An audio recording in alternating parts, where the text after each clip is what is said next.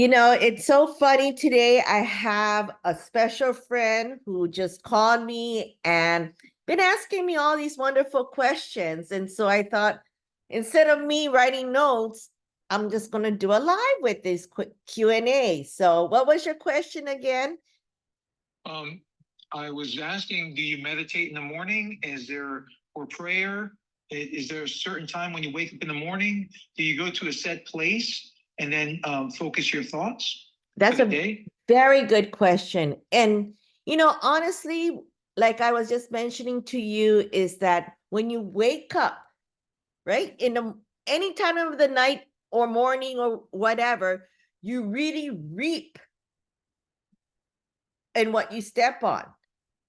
So, I was just explaining the smell of what you come out, whether it's a poop or pee or body odor or how you feel. Mm.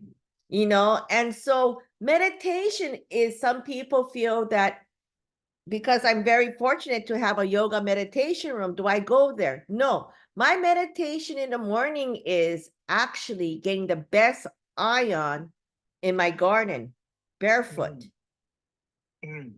And that's really comes in from Mother Earth. And while you walk, like for me, example, my meditation is talking to the tomatoes or like I was saying, the plant, you're killing this vine, this beautiful flower, the morning glories are wrapping around my tomatoes, and those are part of meditation because we're not thinking of everyday life. So meditation can come in many different forms because you're releasing an energy of you and what you like and what you feel, and calming what else, your subconscious and your conscious mind, which I always call it the monkey mind. Right? And Yes. and for me, my monkey mind, everybody always say stay grounded. The only way you can stay grounded is literally feel the ground. Oh, barefoot walk. Exactly, because we all came into this earth, and now it's becoming a trend, and how people are now looking at different fabrics and what it consists of vibration into our clothing. And there was an study done on Nike clothing, and that's a whole different talk about that, but it's really what you put and surround yourself with. When you wake up in the morning, how does your pee smell? You reap the smell of it. This is natural things I'm talking about. How does your poop smell like? Is what you reap, what you ate, or what you put into your body. And so all of these things, people really don't just kind of judge it before it happens, and they blame, oh my God, somebody farted, or somebody, this or that. But in order for you to understand and expect things to, change, is really changing inside of you. And as far as meditation, and as far as, saying a prayer, I do it all the time anywhere, whether I'm washing the dishes or being in my garden or simply just lying down when I need to lie down. There's no specific time. Some people say it's good in the morning and make it into your morning ritual, or before you go to bed, say a prayer. I do it whenever my heart needs that. And so everyone, there's no specific place. People have a mindset that you have to go to church on Sunday to do this, this, this, this, this. So that becomes a what? A religious, right? You're worshiping, and it's a religious behavior. Yeah, sometimes we do things out of tradition and just habit. Correct. Out of our true soul is asking for this. Exactly. And so, this is going to be a long conversation if we talk about religion and spirituality. And that sometimes get people upset because, for example, my neighbor, this was a really interesting one. My neighbor ends up giving me a book. So I thought it was a book to read because I told, I don't watch TV, I don't blah, blah, blah, blah, blah. He comes back with a book. And it's his book, his religious belief, book.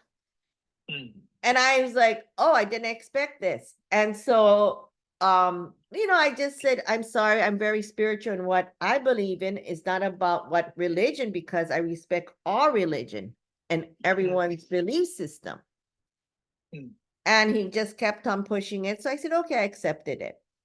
But I just didn't feel, I kind of opened it and I just didn't feel that it's something I would resonate.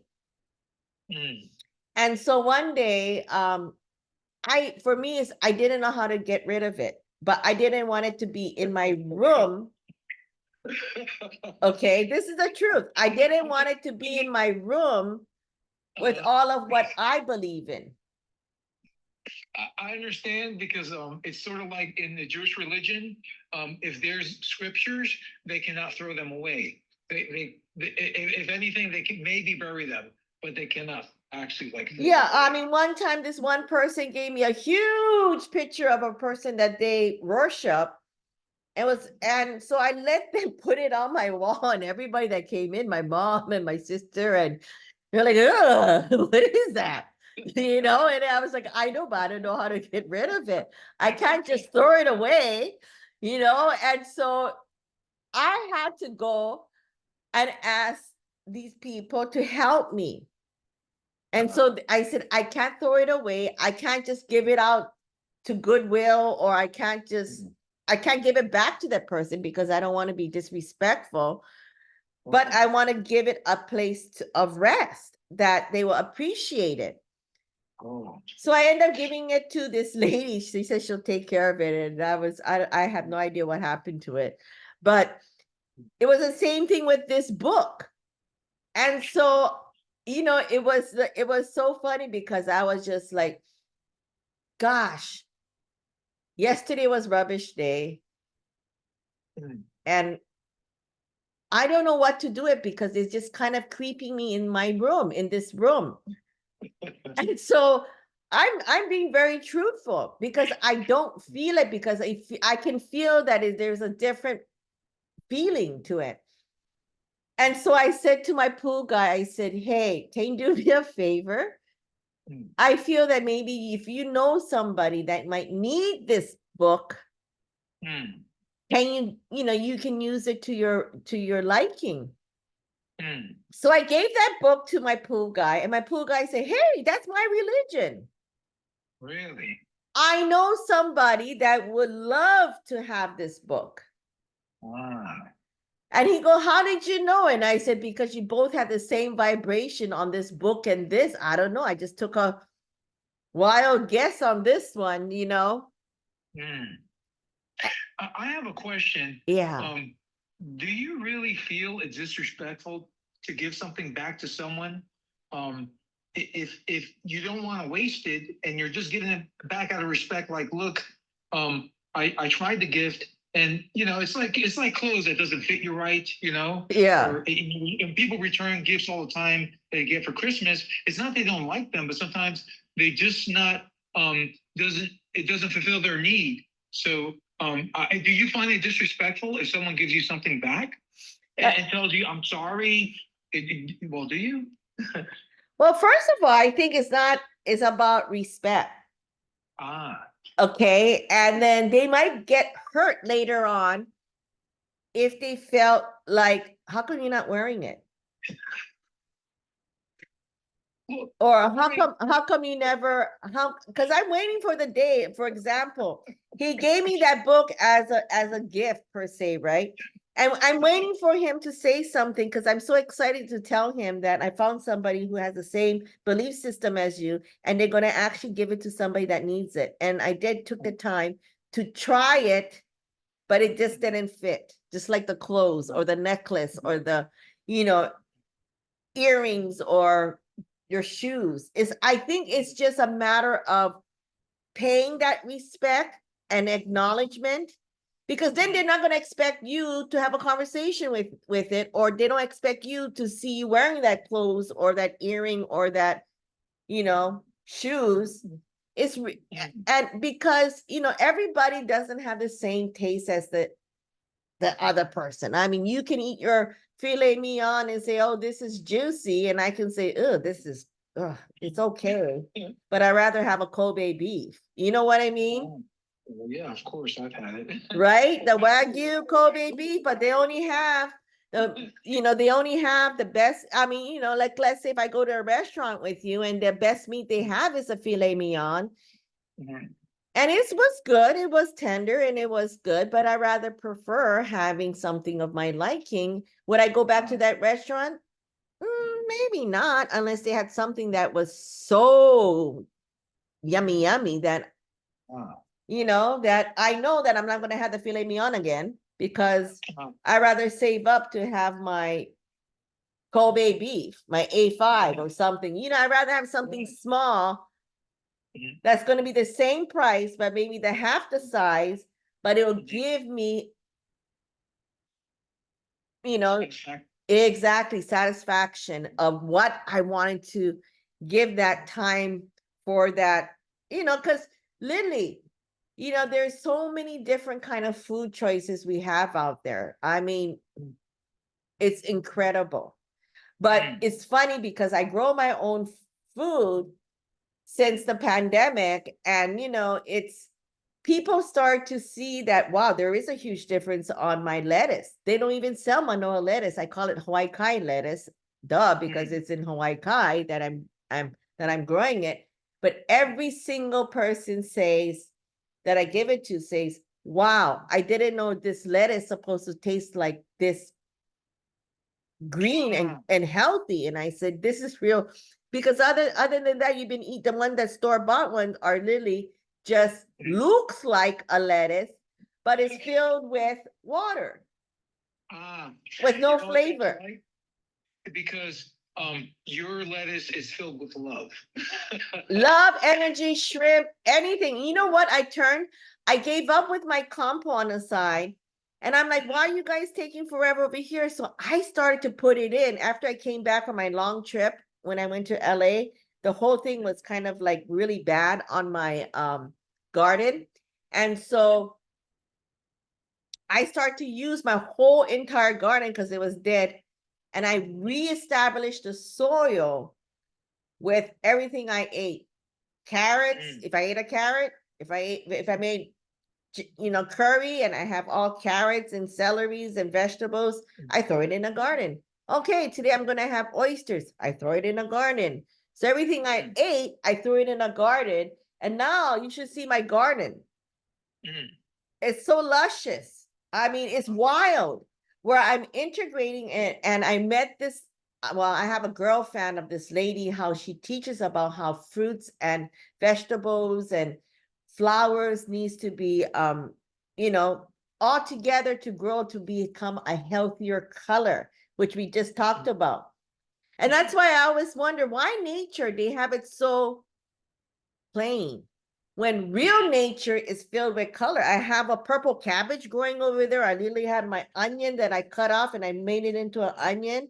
I'm recycling these things, and it's just beautiful. My green onion is strong. I mean, this thing has muscles. I like crisp. You can hear it when I break it. I gotta go cut my asparagus. You should see my asparagus. I had to like the whole thing, because if you don't catch it when they're like, before they start growing into a huge branch, you got to catch it, the stalk, and that's asparagus. And asparagus is something that took me literally like 3 years to grow. Really? Yeah, and I took it from the ground because it was just a big old bush over there. And I said, okay, I'm going to put you over here. And once I put it in on top ground, I can see it better. And now I've enjoyed fresh asparagus. It's so good. Like, And that's the thing, is that once you start eating your own food and food that you go out and eat or food that you start to buy, Mm. the vibrations, the color, the energy is so different. And I always talk about energy and vibration, and all of these things are so important, because why? It's because they resonate exactly what you reap, right? And people always say, like, oh, Moni, Miss Moni, your skin is really like the other day, my assistant was like, I told her, she's like, oh my God, I didn't know that you were that old. And I said, really? She said, your skin is flawless, and your neckline, and she just started to say all this. And I said, oh, thank you. Mm. And it's also due to my micro bubble system as well, too. So anyways, I'm not going to go into an infomercial because I know how I can get into that. So Lindley, I got to go this month to, Mililani veterinarian, and I was just talking to Dr. Judy. If anybody knows who Dr. Judy is, she is a very well-known veterinarian, and she's has a great YouTube channels, and we're really aligned on what we talk about. And I was like looking at her about the dog food thing, and I said, oh, I wrote about that article last year. And so it was so funny because I never wrote it just so I can have attention. I literally did. And that was a conversation of people was asking why dog food is looking like that. And so I told her that now I have a blog that we cleaned up. So there's a lot of great articles on our website. Go to our blog section, and it talks all about why dog food is like this. And I tell people, I say, think about it. During the pandemic, you've seen a whole bunch of dead chicken, dead cattle, dead XYZ. Do you think that these people are not going to take this opportunity to use these dead animals to make dog food? And that's why so much dogs now are getting so sick, and especially with gut health. Because 3 years ago, for them to make it into something and put it into something, it's now getting into the shelf, right? Because you got to look at the old stock of what they had stuck, right? Before the pandemic in 2019, they got to move all of those shelf life, which is usually 3 to 5 years, correct? And so when you move a shelf life of a product, it's out the door. So what's coming into the door are these things that was dead animals during the pandemic, whether you are that bacon, that produce, start with an S. I don't eat it, but it starts with an S. All of that is dumping. And so somebody got to make some money, right? These dumpers are not going to make before more problems, right? They're not going to grab all these dead cattle and throw it in where? Where are they going to dispose them? They might as well take the meat. They're scavengers. Like, right? You think? And so this is how all of it, and whatever waste so dump they had, all of these bugs and all of these other creatures, birds and things like that. And that's why now we have what? More sickness evolving into our system, our ecosystem, right? And so you're over here and they know, because it's a vicious cycle, right? And that's why they ask for vaccine and all these other things instead of putting the dog on titer test, which is, I'm going to write a whole bunch of articles on that, because that's what I asked for, the titer test. And that's what I keep on suggesting. And people think, like, why? I say, because the titer test will show how strong your immune system is. And so, that's a whole different subject that, I'm going to write about the titer test. And so these are the kind of things that I love to do. And I love to talk. And that's why I'm so sad. Like I was just explaining to you about what happened at Nordstrom. that it ruined a whole bunch of businesses, pet businesses, not to go there as their platform to, showcase their products anymore for pet own, because of some bad few pet owners that end up ruining it, where somebody called upon the state, health inspector, and they came down to Nordstrom and got an email saying that it's going to be ceased of all pet related pop-ups as of February. So this week is literally my last week, and I'm very sad. All of my customers, I mean, like last night I was getting, DMs from some of these pet vendors at Nordstrom. They said, "Oh, remember me? I was next to you." I said, "Yeah." And then they said, "Oh, well, I know who you're talking about." And I said, "Good. We're not here to bash that company or anything." And it's not that company that was did it. It was the people that was surrounding and bringing that energy that people was getting upset. And so I had to like damage control my name and my reputation, because I don't want people to think it's any of my clients that I back up 1,000,000,000%, and it wasn't them. I know my clientele, and most of them will come by themselves and have a beautiful lunch. Most of them put their well-behaved dogs in strollers and leashes, and they don't bother. They're not there. They come and go and talk story, and we talk and we make appointments for the next time, and they know the etiquette. But it takes a few bad apples to create something that's good and spread that energy, that saying that it's okay, and that they're doing that. Never in the 22 years this ever happened, to me, except for that one time where my competitor did something and came to my booth at the Super Zoo. So that's another huge story, because they got jealous and they got upset and they came after me for no reason. And that was and I said, and I told them, I'm going to call security because you're harassing me for something I didn't do. Because they knew that I had something that they didn't have, and it was called the power of knowledge. And so, things happen, and it's all about how you treat the situation. And for me is right away, I've already said back in December, right, that I'm going to go to the mainland in February. So, all of these things that's going to be happening here is I'm not going to even go, because I don't want to waste my energy. I need to stay focused. My mindset is, what I reap is what I surround myself with.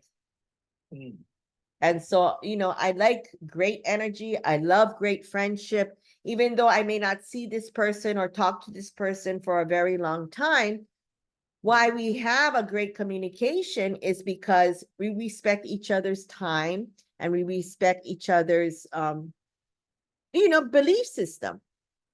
I'm not going to tell you, you can't do this or you can't do that. You need to be much more open. And by being open, meaning that you understand the whole entire surrounding, not only where you are at. Like this people, you give them an inch, they took a mile. I mean, I saw what they did. It was like, are you serious? You took over the whole entire thing?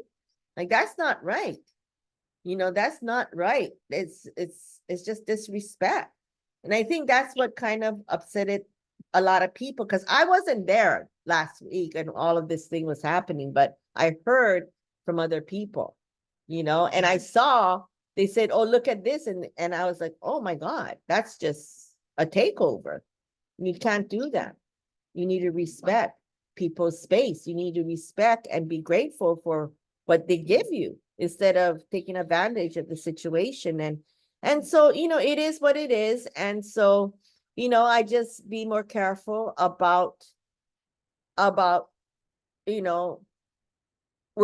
it is. I mean, what can you do about it, right? You can't control people's mindset. It's only you controlling your situation and where you want to put yourself into, because at the end of the day, you reap what you step on, right? Yes. So, I think maybe sometimes if they're in your area, you just might, with respect, of course, let people know how you feel, that they should be more mindful of others. yeah, So, right? I agree with you. And that's why I did damage control right away. I let people know that, hey, it's not my people. It's not my clients that did this. And we all need to support. I support Nordstrom decision 1 billion% because it needs to stop. It's going to give their name and their brand and their reputation. It had to go this far where somebody had to call in, you know, the health inspector, because they do have restaurants. They do have restaurants on the second floor and the third floor. And let's say if I'm allergic to dogs, or what if my dog doesn't like other dogs and my dog is in a stroller and I'm having a nice lunch with my dog and this dog keeps on coming and bothering us and upsetting my dog. That's not nice. That's not, but to them, they think, oh, look at my dog is so cute and friendly that is going. No, you don't grab your damn dog and put it on a leash. You're at you're at Nordstrom. Come on. You don't keep on doing that. It's just out of disrespect. Well, thank goodness they have dogs and not children, I guess. I don't know. They said that in 2023 there were more dog strollers sold than babies. And there were more leashes for kids that was sold more than dogs. So it's going the opposite, or it's going opposite. I see it all the time, but So that's a trend. exactly. So I'm going to shut down my YouTube right now, my recording, and then I'll get back to you. Hold on 1 second. So don't forget to click on my like button, and I'll talk to you guys soon at another Coco Jour Corner. What are you doing? I just happened to feel that energy with my friend and just want to spread to you on this beautiful Aloha Friday. So stay tuned. The full moon is coming up pretty soon. I think on the 25th, if I'm not mistaken, but we'll talk soon, and aloha.